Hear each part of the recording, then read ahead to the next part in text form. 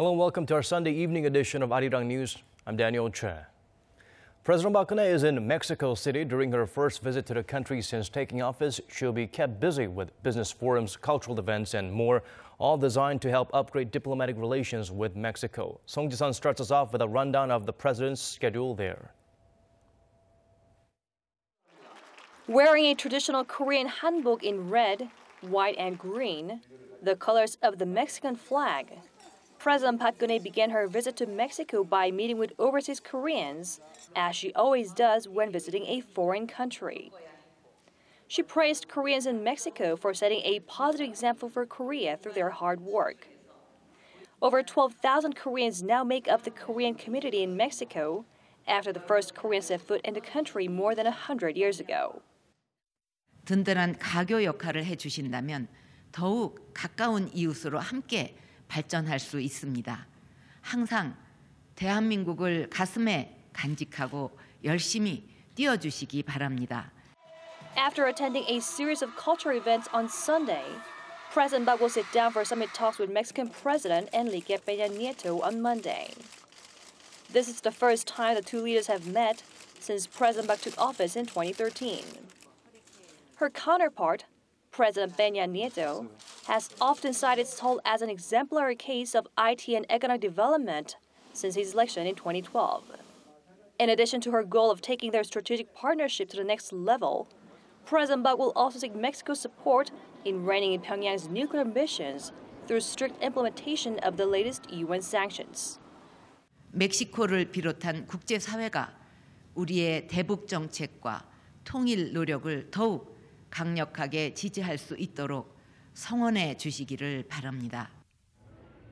During her visit to Mexico, Korea's biggest trading partner in Latin America, President Park will also seek practical and tangible results on the business front, supporting Korean companies seeking to participate in Mexico's infrastructure and development projects. Song Ji-sun, Arirang News, Mexico City.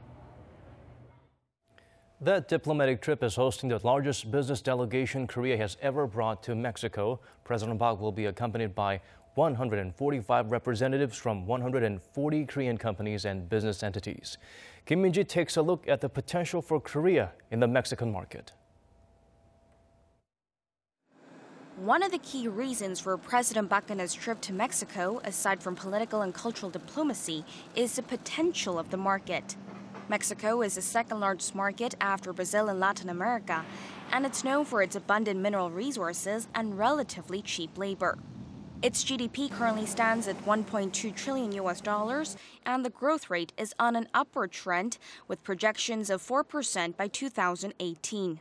What's more, as Mexico has multiple free trade deals, it's expected to act as a bridge for Korean companies to make inroads into the Americas. Korean firms could expand their opportunities and make inroads into the US and Latin American markets by using Mexico as an export hub. On top of that, the Korean government sees ample opportunities in the market as Mexico is pursuing large-scale investment in infrastructure projects and revitalizing its domestic consumption market. During summit talks with her Mexican counterpart, President Park will likely discuss ways to establish cooperation in new industries, such as energy, healthcare, and cultural content, in addition to seeking ways to boost trade and investment. The President will attend a joint business forum and support the establishment of a cooperative network for business people in the two countries. Korea and Mexico established diplomatic ties in 1962 and became strategic partners in 2005. Mexico is Korea's largest trade partner in Latin America, and their bilateral trade volume reached $14.4 billion last year. Kim Min-ji, Arirang News. There are now just 10 days to go till the nation votes in the general election, and so far the outcome is too close to call. Research shows that half the district seats are still up for grabs, and so candidates have been stepping up their efforts to try and win over voters. Kwon Jang-ho has this report. So far, Korea's main political parties are only confident of winning about 50% of the districts around the country. Research carried out by each of the main political parties is showing that of the 253 district seats up for grabs, the ruling Saenuri Party is ahead in just about 80 districts. The main opposition Minju Party of Korea is 30, and the minor opposition People's Party in 20. The minor opposition Justice Party is ahead in just 2 districts. That means the race for over 100 seats is still wide open. Campaigning around the country has been non-stop over the weekend, with the leaders of each party visiting over a dozen districts each day. The Saenuri Party has been emphasizing that it has been shackled by the opposition, and it is warning voters that if the party does not win a majority in the National Assembly, its ability to govern will continue to be hampered. We said we would appeal with sweat and tears to earn 180 seats, but with the recent defections from our party, that plan has had to change. The main opposition Minju Party has been telling the public to look to the future, saying that these elections will lay the foundation for a change of government next year. The Minju Party promises that by next year's presidential election, we'll have created a party that can form a government.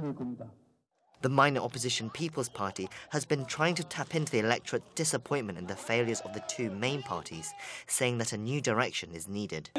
It is we, the People's Party, not the Minju Party, that can break the Saenuri Party's hold on power. As the battle to win votes intensifies, more twists and turns in the polling data are expected, and it looks like it could be difficult to predict the results till the polls close on April 13th. Kwon Jang-woo, Arirang News. Korean citizens living abroad have already been voting at overseas polling stations. On Saturday, UN Secretary General Ban Ki-moon also cast his ballot for the April 13th general election. From New York, Ban said he was exercising his right as a Korean citizen and called on other eligible overseas voters in the states to do the same. He added it is a critical time in Korea to select the right representatives to lead the country, as national security, politics, and the economy are all at a crossroads. 198 polling stations have been set up in 113 countries. Polls will close at 5 p.m. Monday local time in each of those countries.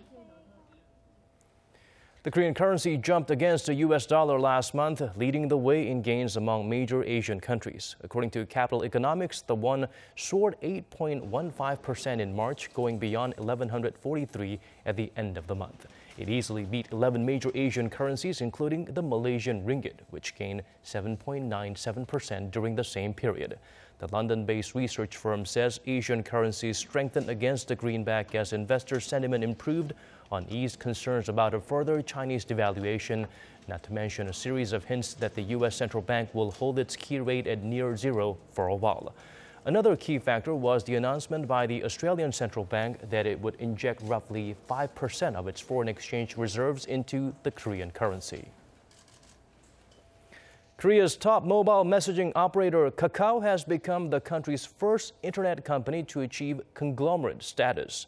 The Fair Trade Commission classifies a company as a conglomerate when its assets top 5 trillion won, or roughly $4.3 billion. The Commission announces a new list every year, and this time around it had 6 new additions while removing 2, bringing the total to 65. The companies in the category are subject to restrictions on cross-shareholding investments, among other rules.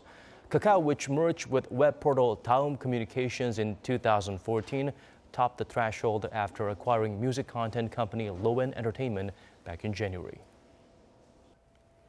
South Korea and Japan came together recently for an international missile defense exercise orchestrated by the United States. The 5-day training drill actually took place in February, but the details were only released on Sunday. The two neighbors paired up for a nimble Titan 16, a drill designed to help some 20 participating countries to practice information sharing, offense operations, and anticipatory self-defense. During the exercise, the teams responded to a mock submarine-launched ballistic missile attack from North Korea. Seoul's defense ministry said the drill could be an effective way of boosting ISR, or intelligence, surveillance, and reconnaissance capabilities. Some experts believe the recent unlikely pairing of Seoul and Tokyo could help coax the two into signing a General Security of Military Information Agreement, which was previously tried and scrapped back in 2010. Sales of compact sports utility vehicles or SUVs jumped 200% in Korea last year. The strong demand indicates more foreign and domestic models will show up on Korean roads this year. Yoon Shin gives us a glimpse of what's to come. Historically has been a leader in compact cars, so we are bringing that leadership to Korea, and we will think that with the contents and the type of car and the price that we are charging, we have a huge success in the compact SUV segment. As the CEO of Fiat Chrysler Korea introduces the company's first compact sports utility vehicle, the Fiat 500X, his enthusiasm is obvious. But it's not just the car's dynamic functionality and advanced safety features he's likely excited about. Last year, compact SUV sales reached 90,000 in South Korea, nearly double from the year before. And with competition heating up, it appears there's going to be a wide variety of crossovers to choose from this year. The compact SUV market is crowded with global brands presenting their newest automobiles, including the RAV4 Hybrid by Toyota, GLC by Mercedes, and X1 by BMW. Earlier this month, Korea's Ssangyong showcased its Tivoli Air, the long-body model of the popular Tivoli SUV. We are expecting Tivoli Air to be the very representation of those who are young and spirited. This year, Kia Motors will also introduce its first hybrid SUV in Korea, the Niro. France's Citroën will also launch the C4 Cactus, and Honda plans to release the HR-V. Yoon Shin, Arirang News. Turning over to a different story now, migrants across Greece rioted over the weekend over the prospect of their imminent deportation back to Turkey, leading to violent clashes and some deaths. Greece is set to send some 750 Syrian migrants back to Turkey between Monday and Wednesday. It's all part of a deal between the EU and Turkey, despite growing concerns about its legality. Also, as part of the deal, Syrian migrants in Turkey are to be resettled in the EU, and Germany has said it would take the first group. Amnesty International calls the deal fatally flawed, as it allows Turkey to force Syrian refugees back home. As one Syrian refugee explained, he and his family went, quote, from hell to hell, and he would rather die than to go back. Now turning to the weather forecast, you'll be able to feel spring with all of your senses on Monday in Korea. The cherry blossoms will be in full bloom earlier than usual, and there will be double-digit temperatures and clear skies in most parts of the country. Seoul will start at 7 degrees Celsius, then go up to 19 later in the day. Daejeon and Gwangju begins with a light drizzle and temperatures of 10 and 12, but the mercury will then rise all the way to 18 in both cities. And here are the weather conditions in other parts of our world.